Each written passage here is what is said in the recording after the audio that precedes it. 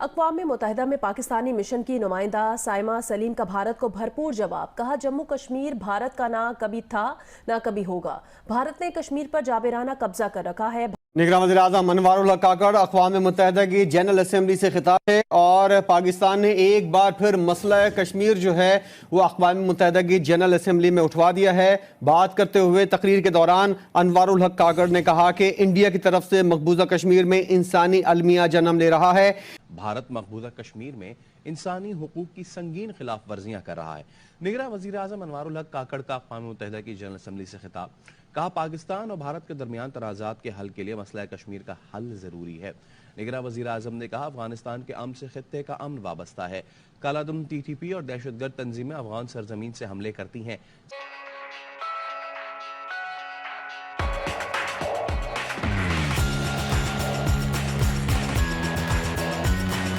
United عرب Emirates اور امریکہ بھی موجود ہے، ان کی میٹنگز بھی ہوئی ہیں اور یہاں پہ تو باتیں ہو رہی ہیں کہ جوائنٹ سپیس وینچر ہونا چاہیے۔ یہ I2U2 نے آج اناؤنس کر دیا ہے۔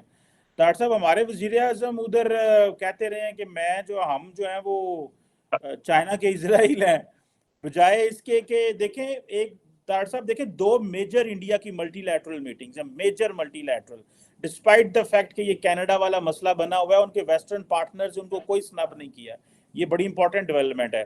آپ کیسے دیکھتے ہیں ہمارے پرائم منسٹر نے چلو ایک دو تھنک ٹینکس میں انہوں نے بات کی ہے، باقی تو بائی لیٹرل باتیں چل رہی ہیں، اس کا مطلب ہے کہ ملٹی لیٹرلی جو انٹرنیشنل انسٹیٹیوشنز ہیں اس میں انڈیا تگڑا ہے اور ہم صرف انڈیویجول میٹنگز کر رہے ہیں، جس کا میں ذاتی طور پہ سمجھتا ہوں کہ اس طرح کے بڑے فورم پہ لنگ دیں ملاقاتیں نہیں ہو جانی ہے۔ So there is nothing interesting on that, اس پہ ذرا بات نتھنگ کریں۔ انٹرسٹنگ۔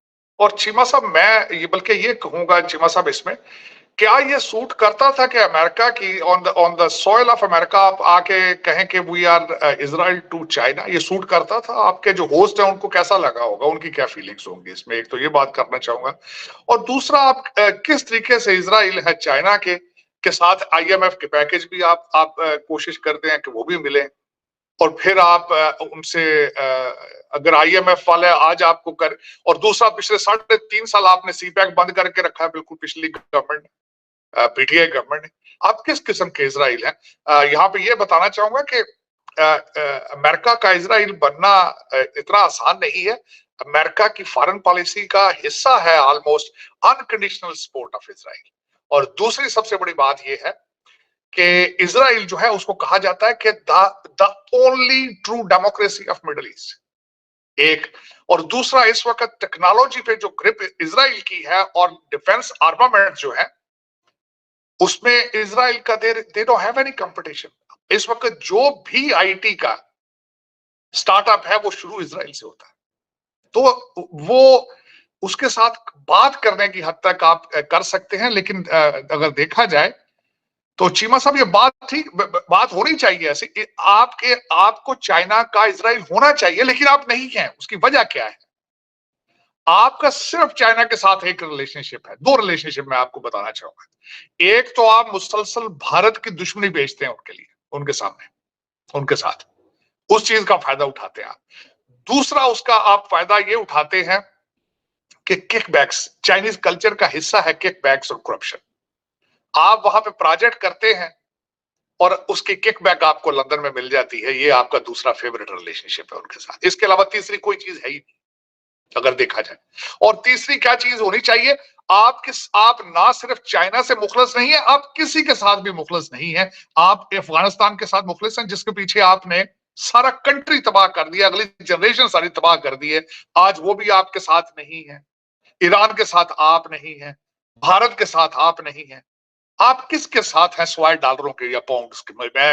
میرے لیے بھی ایک مجھے بھی چاہیے مجھے کو ایجوکیٹ کرے کہ نہیں، ہم فلاں کنٹری کے ساتھ بہت زیادہ مخلص ہیں اور ہمارے ریلیشن شپ بائی لیٹرل ہمارے ریلیشن شپ ہے، ہمارا دیکھیں جی ہم ان سے یہ فلاں چیز دیتے ہیں، فلاں چیز دیتے ہیں ریٹرن۔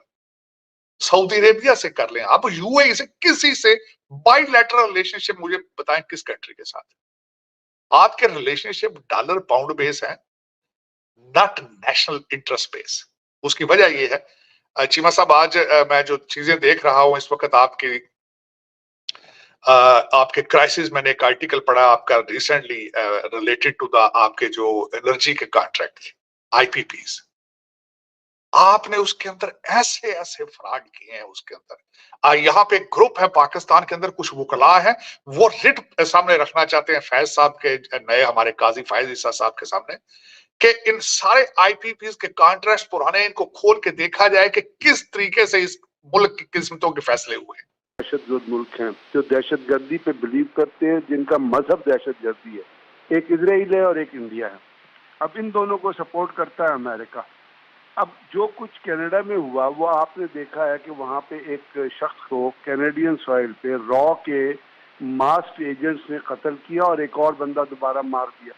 اب یہ تو وار کرائمز کے انڈر آتا ہے نا کہ آپ کسی ملک میں جا کے وہاں کے شہری کو جب آپ قتل کرتے ہیں تو اس ملک کے قوانین کی خلاف ورزی آپ نے کی ہے.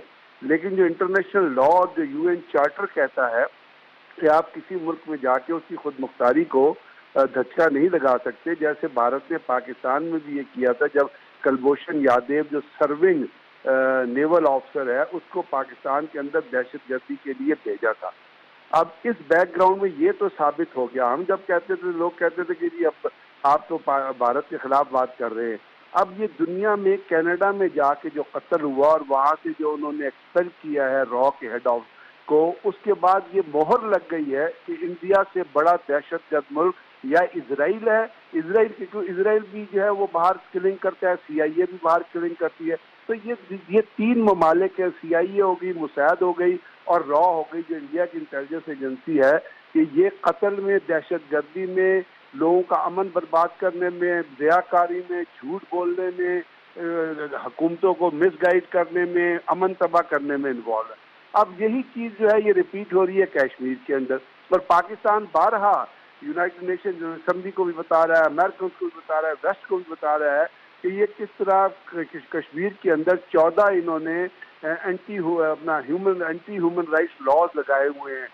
Jammu and Kashmir special act, Jammu and Kashmir public safety act, کوٹا، اس کے بعد ٹاڈا اور پتہ نہیں کون، جس سے یہ لوگوں کو مارتے ہیں. پاکستان تو ہمیشہ یہ کہتا رہا کہ ہندوستان پاکستان کے اندر دہشت گردی کرتا رہا ہے، اور جو ہندوستان کو بے لگام آپ ایک طرح سے کہہ سکتے ہیں امداد کی گئی ہے بین الاقوامی دنیا کی طرف سے، بالخصوص مغربی ممالک کی طرف سے. کشمیر کے معاملے پہ، باقی معاملات پہ جیسے G20 کا وہاں انعقاد کرنے کا مطلب ایک چیز جو ہے سامنے دیکھنے میں نظر آئی.